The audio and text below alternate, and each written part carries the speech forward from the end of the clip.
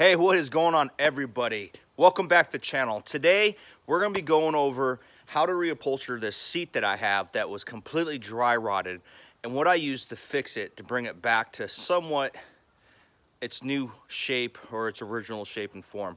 So I have a new cover for it. I want to show you what I did to bring it back to life.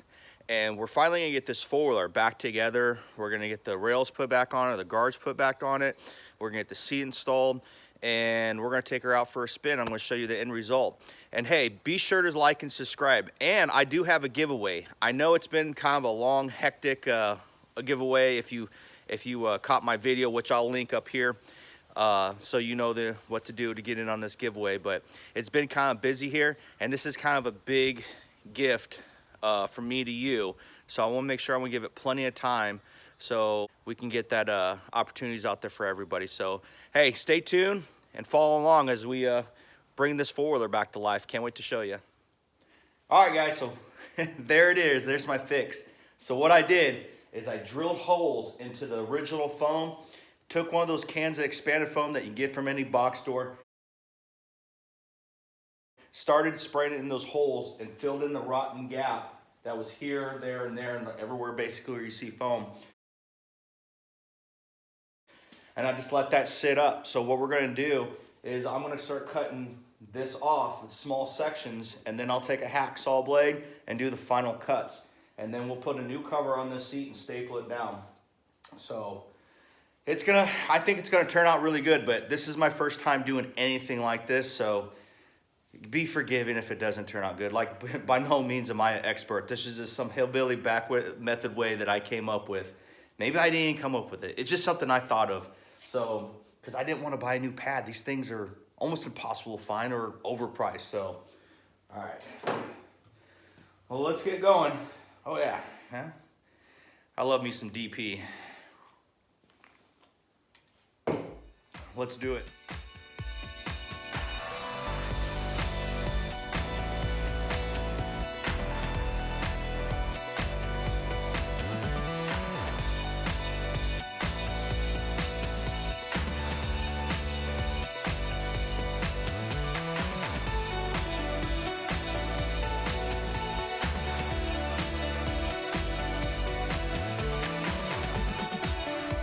Well, here it is. So, like I said, I cut out all those rotten spots, as you can see, like that one.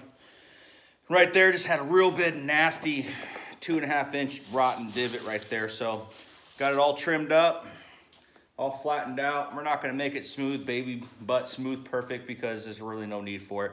It's a four-wheeler, mind you, and if you're riding this thing right, your butt's not sitting on the seat half the time anyways, if you know what I mean. So, all right, let's get it covered up.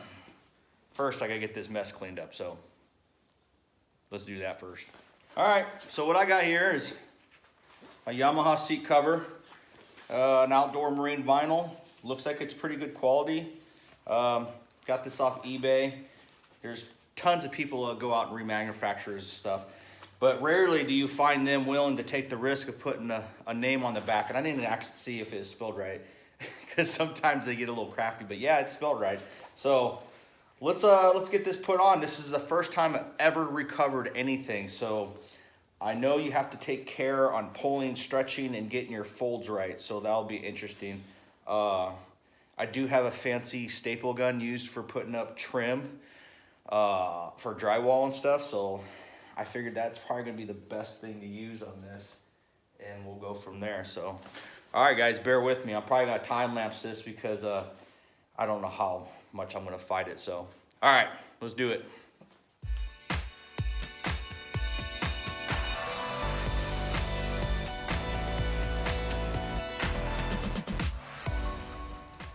All right, so I ran into a snag where not even my power stapler is strong enough to go through this plastic, and I can't get staples through the plastic to hold down the new cover. So I'm gonna heat the plastic up, even though I don't want to try to soften it up, see if I can drive some staples through it. If that doesn't work, then I'm gonna have to figure something out. So, all right.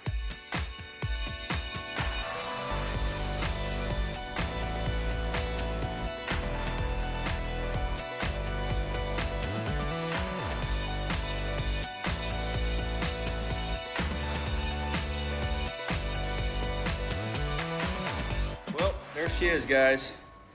She's not the best, but she's gonna get the job done. And I might be a little crooked, but if you ain't on these things sideways, you ain't riding them right anyway. So, all right, let's get it put on the four-wheeler.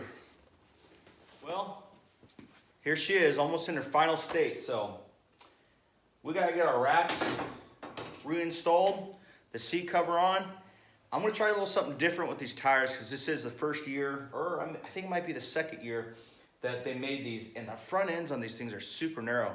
So even when I was out there giving it a test drive, getting it squirrely, it wanted to flip over. And I know you gotta respect these machines and stuff, and they will flip over easily, but this one is like no other one I've ridden before. It really likes to get squirrely. So what I'm gonna do is I'm gonna flip the rims out to give me a little bit of a wider front end.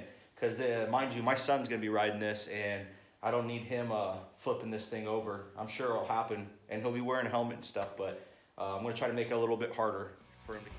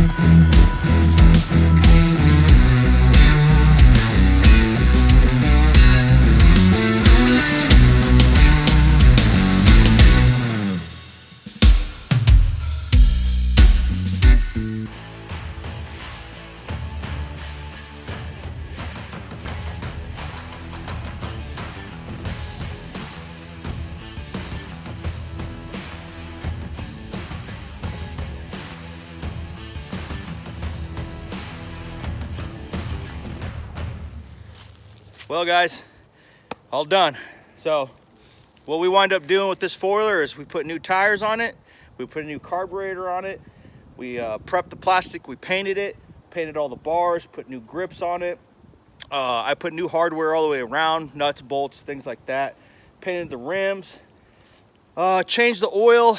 The one thing I do like is I put these LED headlights on, and they are going to be so much better at night than those old yellowed old stuff that we had on there since the boys are around. So he's stoked. This is going to be his new ride, so he doesn't have to hitch rides for me anymore on the UTV. So let's take this thing for a spin and see what it can do.